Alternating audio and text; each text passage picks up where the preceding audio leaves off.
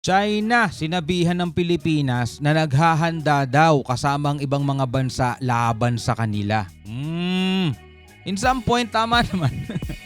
Kasi sila magulo pero lagi nilang tatandaan yung sinabi ni PBBM. Kung di naman kayo sasalakay, di naman kayo lalabanan, di ba? Yun ang dapat nilang tandaan. So ito ang ating panonoorin mga kapatid. Bibigyan natin ng commentary and reaction video mula kay John Reps. Yan, kung nakikita ninyo ang kanyang larawan. Hinihikayat ko kayo mga tol, bisitahin nyo ang kanyang channel, subscribe na rin kayo. Huwag nyo kakalimutan mag-iwan ng like mga kapatid. Alright, so ganun din sana rito. Kung bago ka pa lamang dito mga tol at trip mo yung mga ganitong klaseng reaction video, huwag mong kalimutan mag-subscribe. Click mo na rin ang notification bell mga tol. Huwag na natin patagalin pa, panoorin na natin to.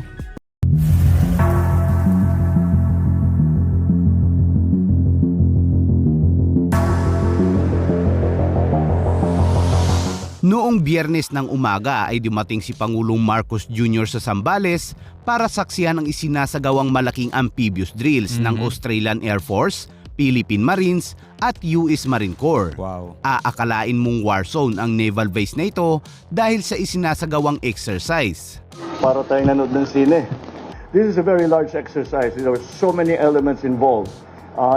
But they got it right. Ang senaryo sa pagsasanay ay isang island raid taking kung saan sama-samang lulusob ang mga militar ng Australia, Pilipinas at Estados Unidos para bawiin ang isla na kunwari ay nasakop ng kaaway na bansa. Oh.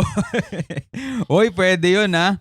Yung mga isla na nasakop na ng kaaway na bansa, yung mga mahilig manakop dyan, tapos sabay-sabay susugod yung mga ganito, ay nako, mababawi yan. Dito ay makikita ang mga sundalong may pulang sticker sa braso na kunwari ay mga kalaban.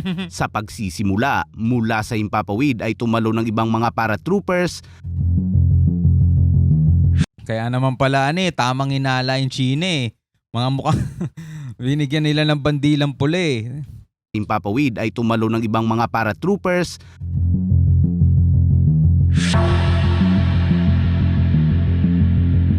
At ang iba naman ay ibinaba ng CV-22 Osprey. Sabay-sabay na umatake ang mga ito na nagmistulang coalition forces para mabawi ang isla. At maya-maya pa ay dumating ang dalawang F-35 fighter jets upang sumuporta.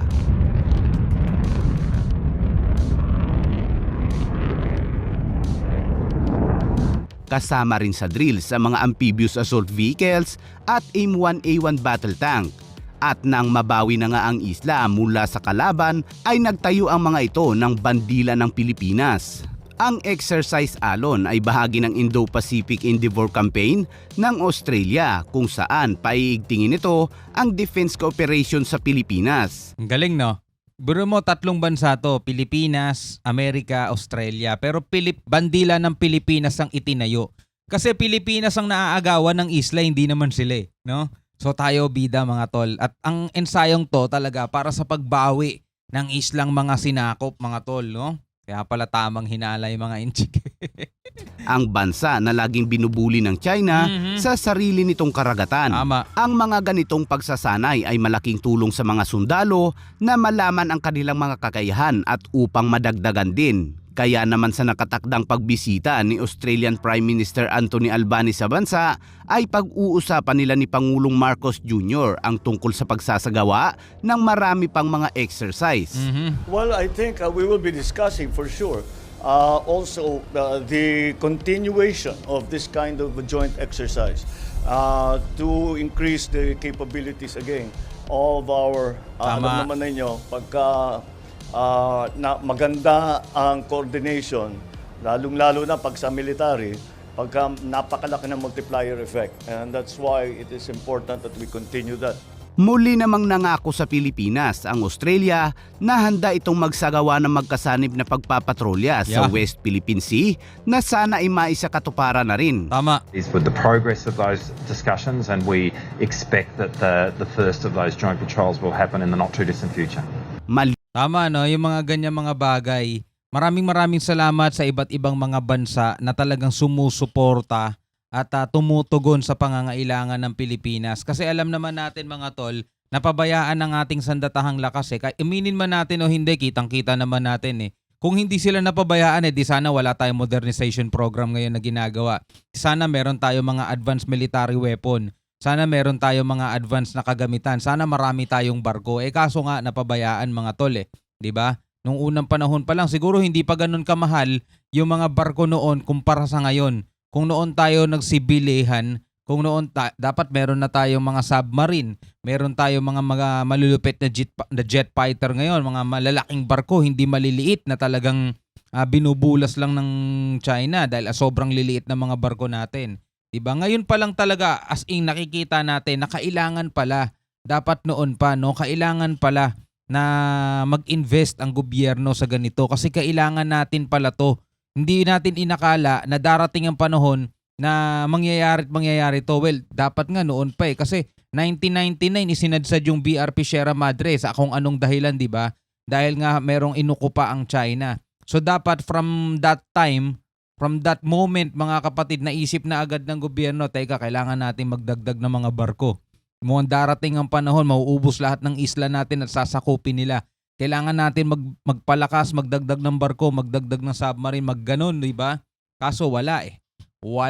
Liban sa Amerika, ang Australia ay natatanging may visiting forces agreement sa Pilipinas sa pagpapalakas ng kanilang defense cooperation. Giit ng dalawang bansa, ang ikabubuti ng Pilipinas ay ikabubuti rin ng Australia at maging ang buong rehiyon. Yeah. Pero ano nga ba ang impresyon ng mga Pilipino sa mga ganitong military drills? Handa nga ba ang Australia na tutulong sa Pilipinas kung totoong mangyari ito? Sabi nila, Ayon kay DND Secretary Teodoro, For us, it is a function of exercising our interoperability. I really don't know what impression it gives. I'm not prepared to answer it. I haven't taken a survey. ayon naman sa China, ang paghahanda at pagpapalakas na ito ng Pilipinas kasama ang ibang mga bansa ay isang paghahanda laban sa kanila. ano pa nga ba? Ano pa nga ba, China? Ano ba kasing ginagawa ninyo? Bakit kailangan maghanda ang Pilipinas laban sa inyo? No, kung may logic kayo, isipin niyo mabuti 'yun. Ano ba kasing ginagawa ninyo? 'Di ba? Mabuti ba? 'Di ba? Tuwing may ginagawa ang Pilipinas sa supply mission, hinaharang ninyo. Inuukupan ninyo yung mga isla. 'Di ba? Sinasakop ninyo yung West Philippine Sea na dapat ay sa Pilipinas. Ngayon magugulat kayo, magtatangka, naghahanda Pilipinas laban sa inyo. My goodness.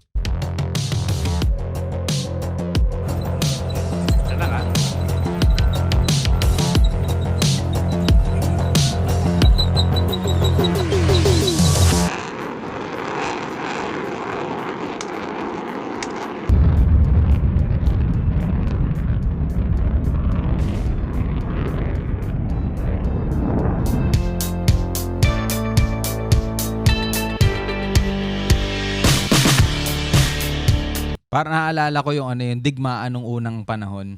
'Di ba pag magkakaroon ng kaharian sa kaharian, yung mga hari, mga reyna, mga prinsipe, nandoon sila nanonood lang. 'Di ba pinapanood nila yung mga naglalaban-laban. Parang ganito no? Nanonood ang presidente, Department of Defense, 'di ba? Nanonood sila ng ensayo pero syempre hindi ganito mangyayari kung talagang totoong laban na. Pero parang ganito yung nangyayari nung unang panahon no? Nanonood lang sila dun sa pinakataas ng tore nila.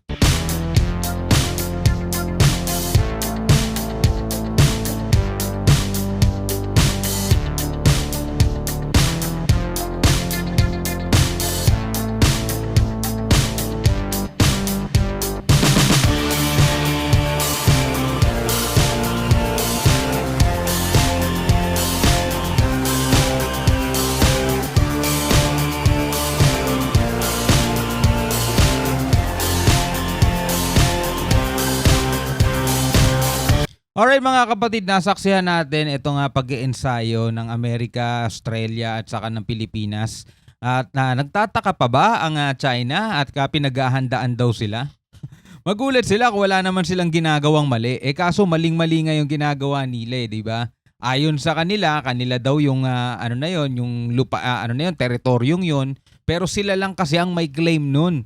Di ba? May claim din ng Pilipinas na hindi nila nirerespeto. Tapos sinusuportahan pa tayo ng UNCLOS, sinusuportahan tayo ng buong mundo na ayaw nilang kilalanin, di ba? So may problema talaga sila. May problema talaga sila. Tapos ngayon nagtataka sila, nagugulat sila. Pinaghahandaan tayo ng Pilipinas laban sa atin, di ba?